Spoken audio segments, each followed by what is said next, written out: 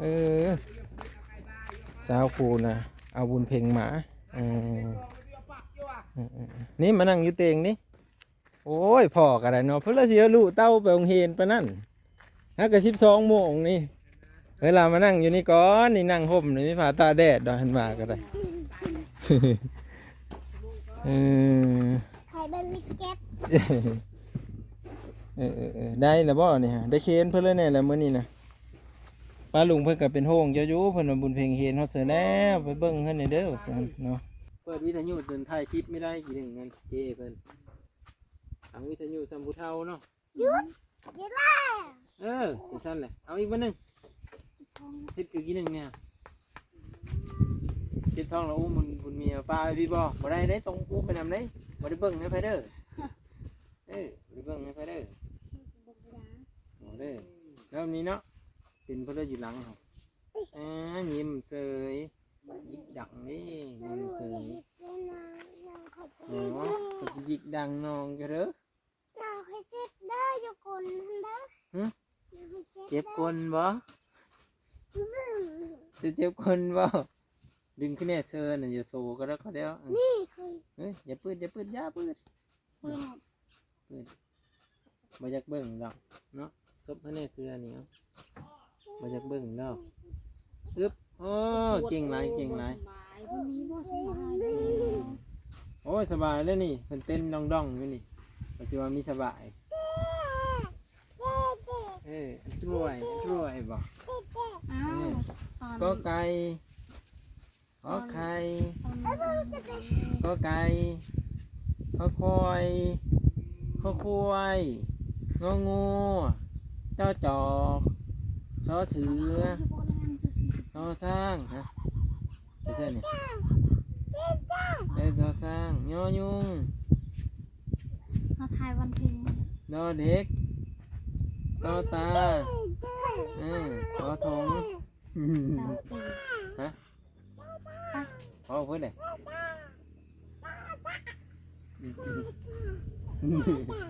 พอเพื่อนแม่จะมาเพื่อนนี่เพลงสบายดีสวัสดีไว้พี่น้องป้าติโตนักเรียนมาแต่โรงเรียนแล้วบ่นี่ฮะโอ้ได้กินเพื่อนนะแต่แซ่บแท้เห็นบ่หยุดก่อนกินเพื่อนนะเป็นแต่แซ่บแท้มะม่วงอีหยังคือเป็นจะใช่เนาะหวานอยู่บ่สุกเลยหวานอยู่บ่เลยหอมเนาะพอจะซื้อนะพอจะไปเมืองได้เพื่อนสาวนี้เนาะจะคือว่าไปเมืองน้ำพ่อจ้ะยังหอยสักหอยสวัสดีค่ะสวัสดีค่ะนกงามๆเบิ่งหันสวัสดีค่ะป้าลุงนะว่าเอาไม้มึงดูหัน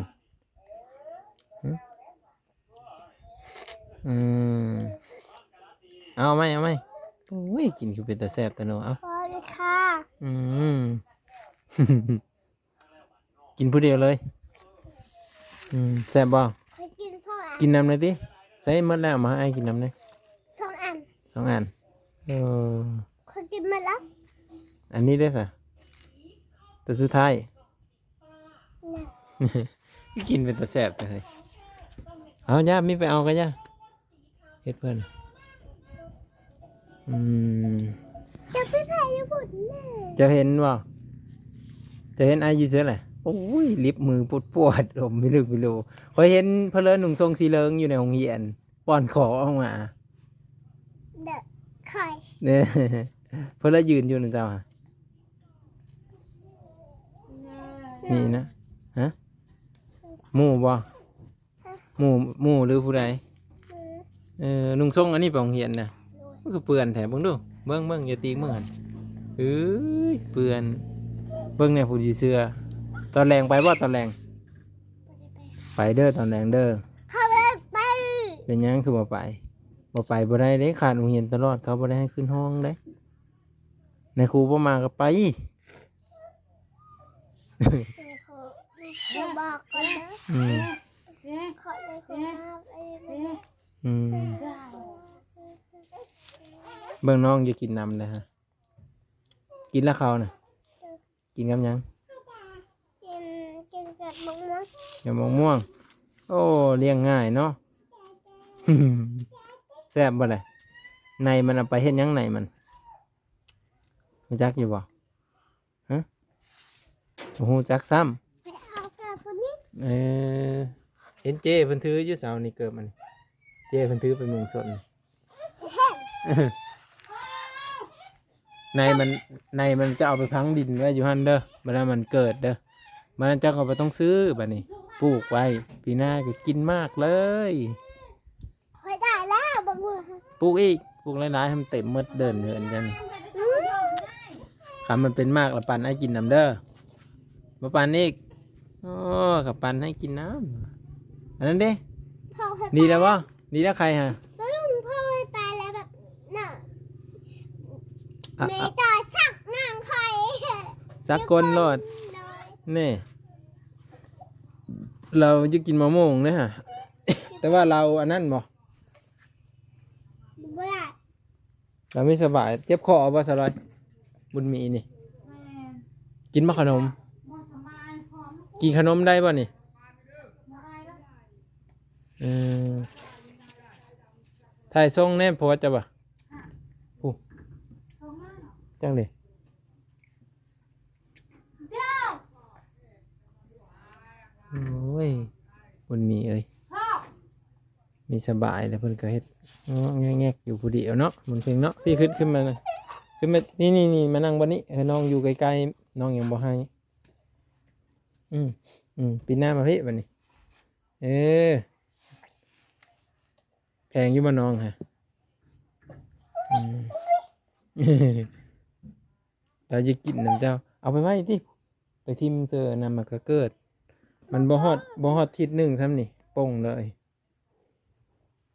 ป่งแล้วก็เป็นเบี้ยแล้วก็เอาไปปลูกทางอื่นเบิ่งแม่เจ้าสักนะฮะ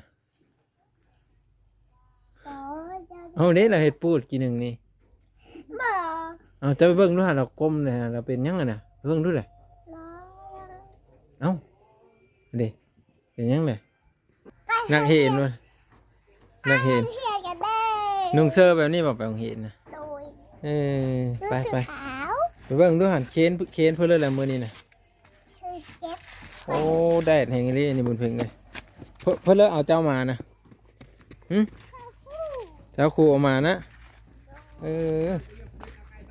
สาวครูนะเอาบุญเพ่งมานี่มานั่งอยู่เตียงนี่โอ้ยพ่อกันไรเนาะเพื่อเลยเสียลูกเต้าไปโรงเรียนไปนั่นนักกระ12 โมงนี่เวลามานั่งอยู่นี่ก่อนนี่นั่งห่มนี่ไม่ผ่าตาแดดดอกหันมาก็ได้ ใครเป็นลิเจ็บ ได้แล้วบ่นี่ฮะได้เคนเพื่อนเลยเนี่ยแล้วมื้อนี้นะป้าลุงเพิ่นก็เป็นโฮงเจ้าอยู่เพิ่นมาบุญเพลงเฮ็ดฮอดเสือแล้วไปเบิ่งเพิ่นนี่เด้อว่าซั่นเนาะก็สอนก็มีปานเลยแล้วนี่ก็มีได้เงินเดือนเนาะเอาเงินเดือนเด้อเฮาติเฮาสิสอนเถอะได้มากเท่าไหร่โอ้ได้หลายแท้ได้มาก4มื้อนะโอ้เก่งนี่เขียนเนี่ยอันนี้สิอันนี้ดินี่เด้ตัวนี้บ่พ่อจะว่าให้สอนหนังสือให้ในอยเด้อพ่อจะไม่ได้สอนนะเป็นยังคือพ่อว่าสอนบ่สิให้อ้ายนี่บ่มาสอนที่จริงก็ต้องพ่อและสอน ไม่รู้อยากเห็นเราใครเป็นหู อยากเห็นนั่นแหละเนาะโอ้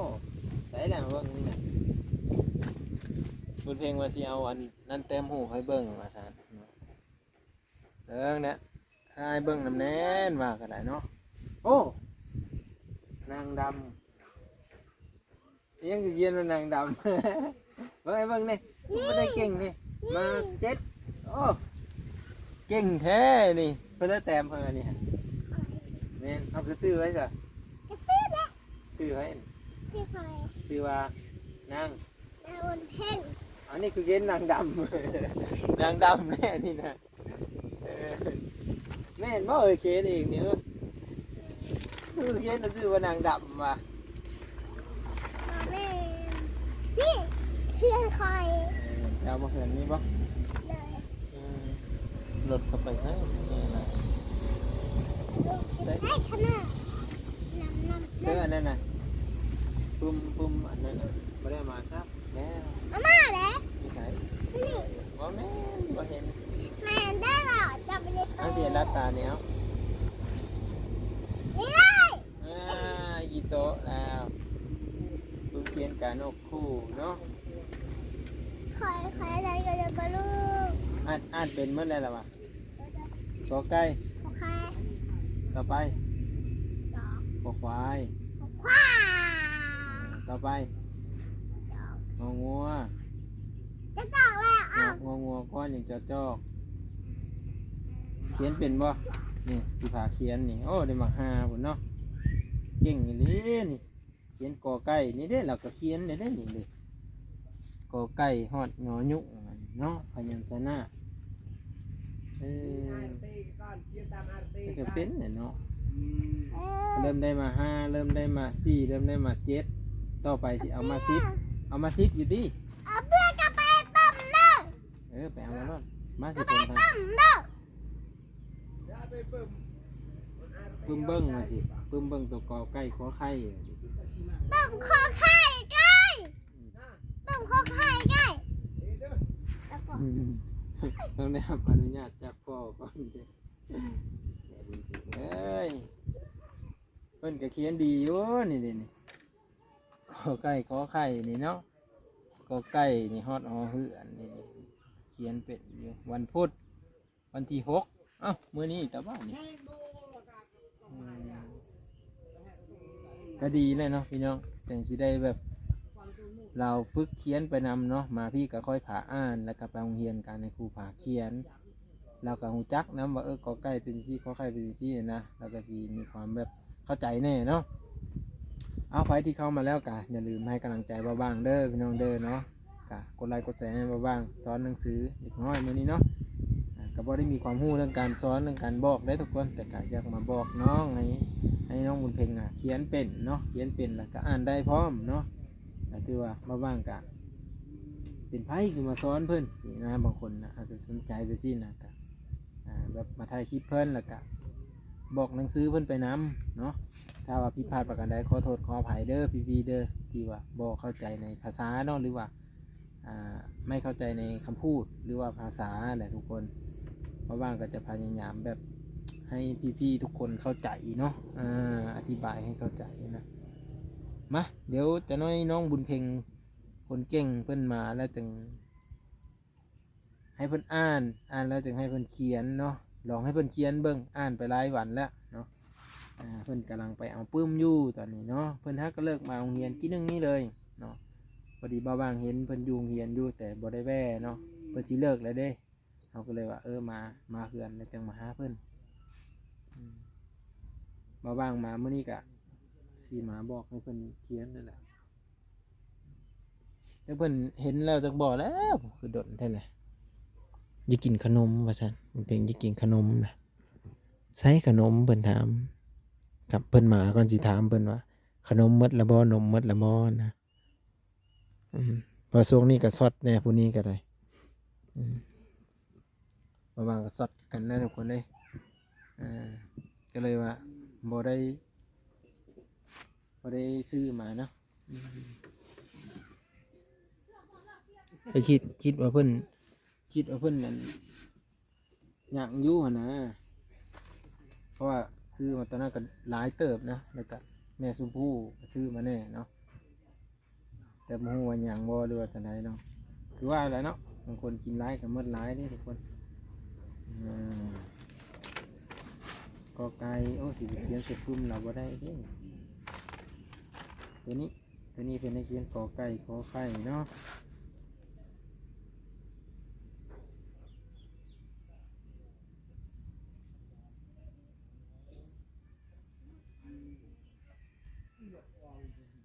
กอควายงองัว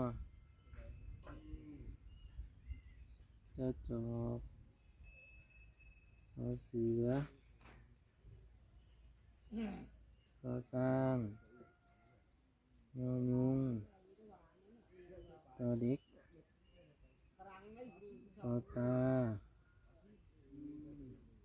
อถุงพอทุง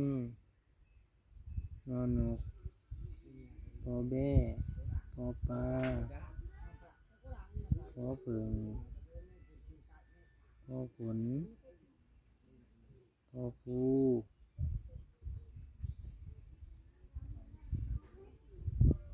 เมฆไฟพอแมวยอยา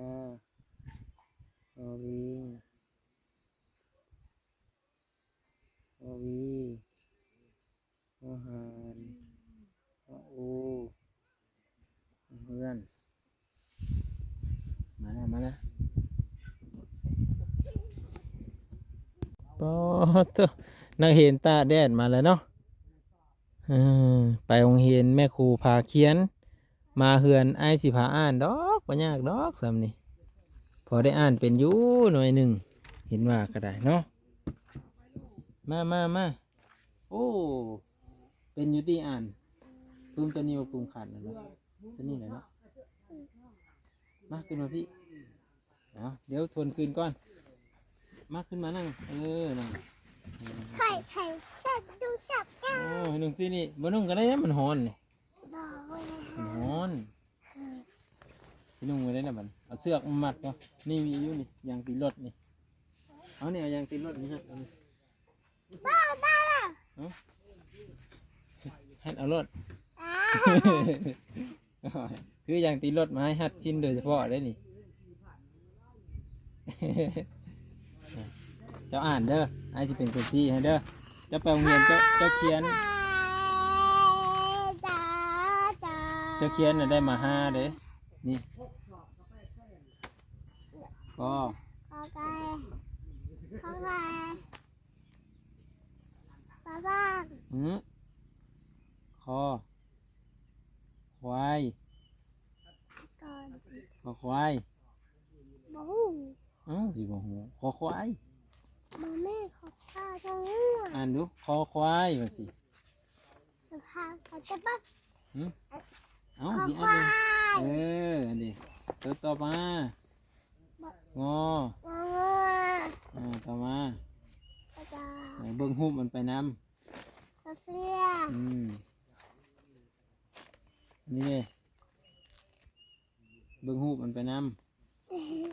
เป็นเนาะ สภาพ นี่เด้ นี่ นี่เด้ กระเด็ก นี่เด้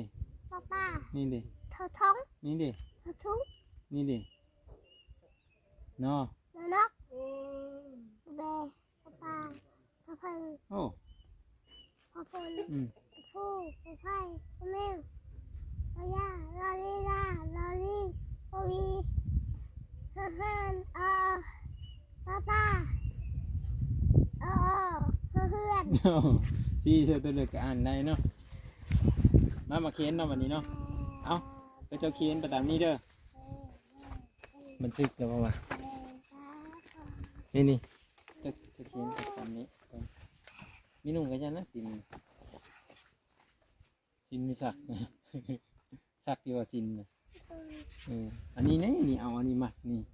ยันติรถนี่ฮัดเอาโลด เอาลองเขียนเบิ่งจะต้องเขียนแบบซีเด้อนี่เด้อจะนั่งไว้สั้นแหละนี่คอดไปตามนี้เด้อเขียนชื่อขึ้นไปตามดูซ้อนนี่เด้อตามเขาจุดไว้นี่เด้อมือเบาๆเวทมือเบาๆนี่เด้อคอดหัวมันก้อนแล้วก็ดึงขึ้นมาแล้วก็โค้งแล้วก็มาพี่แล้วก็ดึงลงมาเห็นป่ะโอเคป่ะเอาลองมึงเอาเด้อค่อยๆเด้อใจเย็นๆคอดหัวก่อนคิดให้มันไปตามตัวสีเขียวๆมันนะเนี่ยตามตัวสีเหลืองๆนะคอดอีกโค้งโค้งอีกค่อยๆดึงลงมาอันดีเอาอีกเอาตัวนี้อีกอย่าก้มร้ายเลยเงยขึ้นอีกเนี่ยกระโตว่ามีโต๊ะเนาะโต๊ะ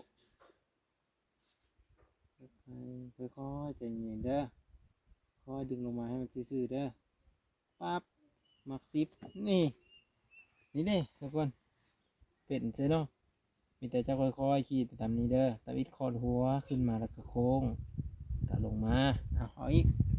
เอาตัวนี้ตัวเก่านี่ขีดหัวมันก่อน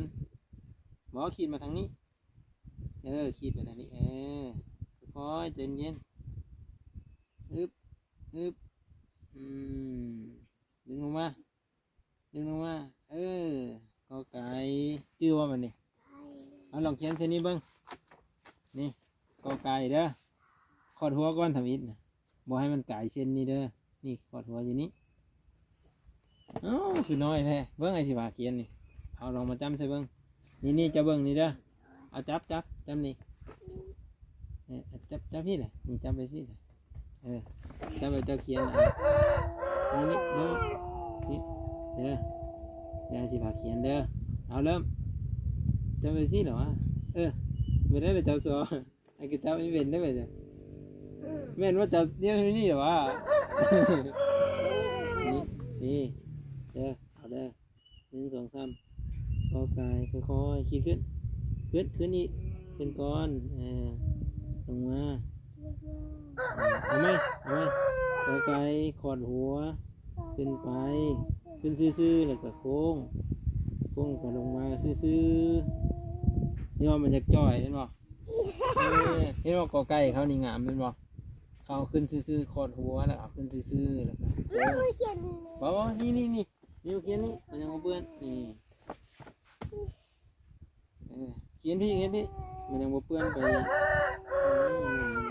นี่เขียนตัวนี้เอาขึ้นไปซื่อๆอย่าให้โตมันจ้อยเด้อมันยังงามลงมาโอ้มื้อนี้ก็ถือว่าเก่งเนาะเก่งหลายนะนี่เอาลองบ้างเอาตัวนี้บ้างเบิ่งในสิลึบตัวนี้เห็นว่ามันไอ้ลึบนี่เป็นคือเก่าเลยนี่จะเขียนล้ำๆหลายๆเทื่อแล้วก็ลึบนะอย่างตีรถนี่นะฮัดไว้น่ะคือไม่พ่อซื้อใส่แอวนี้เอาเนี่ยมัดเจอมันแล้วใช่ไหมเจอเนี่ยมัดเจอแล้วนะนี่ไปแล้วมันเข่งแล้วเนาะดึงหอยอีกมันเข่งแหงนั่งมาได้หัดเบิ่งในท้องเลยได้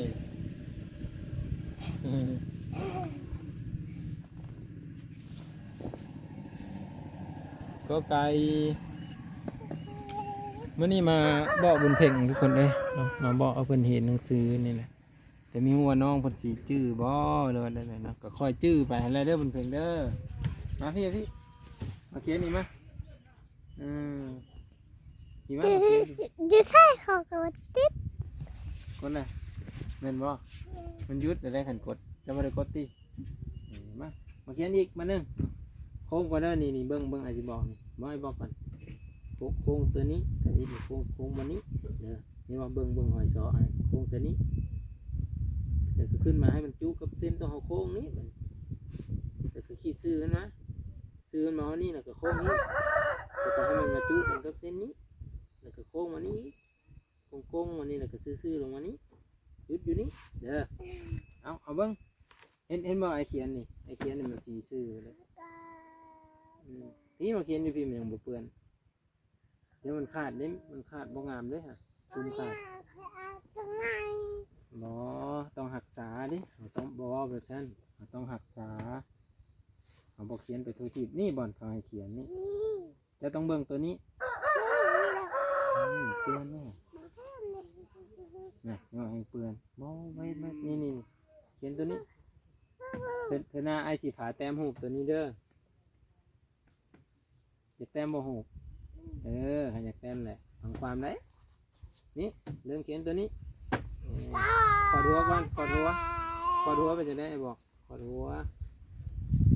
ขอดหัวเด้อวิดาจะมาแล้วฮะเช้าแล้วมาฟังวิทยุเปิดวิทยุเดินถ่ายคลิปไม่ได้กี่หนึ่งเงินเจ้เพิ่นฟังวิทยุสัมพุเท่าเนาะยุดสั้นเลยเอาอีกวันหนึ่งเฮ็ดคือกี่หนึ่งเนี่ยเจ็บท้องแล้วบุญเมียป้าพี่บ่ได้ตรงอุ้มไปนำได้บ่ได้เบิ่งให้ไผเด้อ บ่ได้เบิ่งให้ไผเด้อโอ้เด้อแล้วนี้เนาะเป็นเพิ่นเลยอยู่หลังเฮา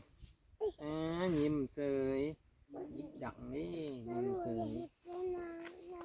อ๋อก็สิยิกดังน้องก็เด้อ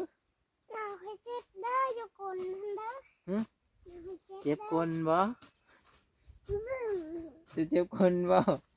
ดึงขึ้นแน่เชิญน่ะอย่าโซก็แล้วก็เดี๋ยวเฮ้ยอย่าปืดอย่าปืดอย่าปืดบ่อยากเบิ่งดอกเนาะซบให้แน่เชือนี่เนาะบ่อยากเบิ่งดอกอึ๊บโอ้เก่งหลายเก่งหลาย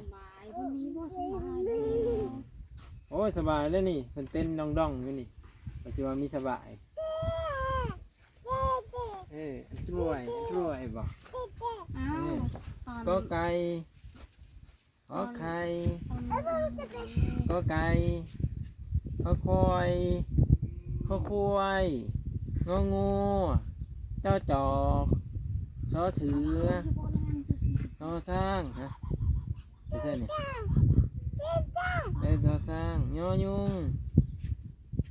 มาทายวันเพ็ญ ดอเด็กตอตาขอถง ดาวจี ฮะพอเพื่อนเลย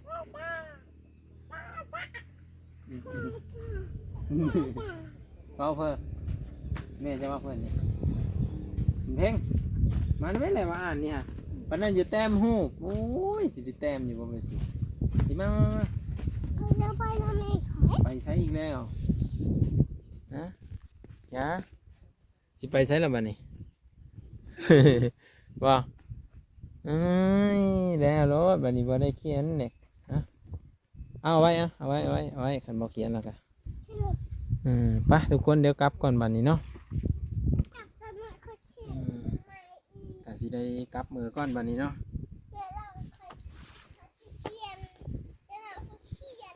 ได้เขียนบ่มาบ้างก็สิกลับก็เด้อทุกคนเด้อกะขอบคุณ FC ป้าลุงที่มาให้กำลังใจอ้ายเมื่อทุกคนแหละที่มาส่งกำลังใจให้เนาะเร่งขอบใจป้าลุงที่เพิ่นครับสมคิดเพื่อเจ้าขอบคุณค่ะสิเด้อไปเชื่ออีแล้วไปลิ้นนะแม่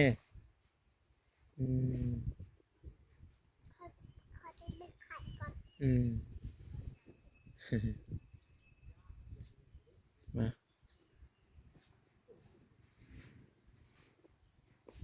มันไข่แล้วว่าไก่ให้เบิ้งด้วยฮะอยู่ดีมีแหงเด้อพ่อแม่พี่น้องเด้อสบายดีเมื่อทุกคนเนาะเก็บไว้ละซินน่ะเปื้อนเนี่ยบ่แม่นปกใส่ขี้ไก่อยู่จัก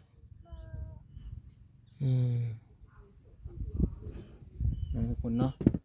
ก็คือเฮามาถ่ายคลิปกะบ่ได้หวังแบบอยากจับพิษหรือว่าอย่างต่างๆเด้อทุกคนเด้อก็มีพี่ๆคนหนึ่งเนาะเพิ่นก็พี่คนหนึ่งเพิ่นว่าคันสิไปจับพิษเขาก็จักสิไปถ่ายคลิปเขาเฮ็ดหยังก็บ่ได้ว่าสิมาจับพิษอย่างต่างๆนะก็เพิ่นจะเฮ็ดหยังก็เฮ็ดเรื่องของเพิ่นเนาะแต่ว่าเฮามีหน้าที่ถ่ายคลิปเฮาก็มาถ่ายเนาะก็คือกันกับเห็นหยังต่างๆอะไรทุกคนเนาะมาบางก็บ่ค่อยยังสนใจแล้วเนาะเป็นหยังมือไซในบนเพลงเราก็ไม่รู้จักยังแบบทุกคนดีเนาะนี่มาเอาไว้ดีเยอะซินเด้อได้สิกลับก่อนไปกลับก่อนเด้อทุกคนเนาะอยู่ดีมีแหงเมื่อทุกคนเลยพี่น้องไปกลับก่อนเก็บไว้เก็บไว้ซินจังโมงได้ปองเห็น